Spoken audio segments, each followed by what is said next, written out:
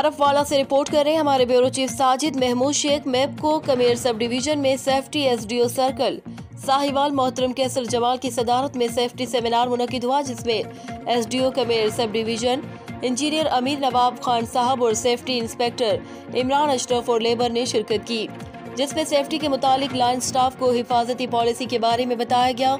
आरफ वाला इंजीनियर अमीर नवाब खान ने इस मौके पर खिताब करते हुए कहा कि सेफ्टी के खिलाफ वर्जी मुझे किसी सूरत कबूल नहीं। काम करने से पहले पुरसुकून होकर काम करें, किसी किस्म का प्रेशर ना लें। अल्लाह आपको अपने हिफ्ज़ अमान में रखे।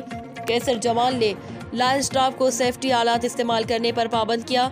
सेफ्टी सेमिनार में Sardar Rashid Ahmed Dogar LS, divisional vice chairman Malik Faiz Rasool, Sardar Naeem Sohail Dogar LS, divisional youth secretary Waseem Arshad Chaudhary और लाइन स्टाफ ने शिरकत की।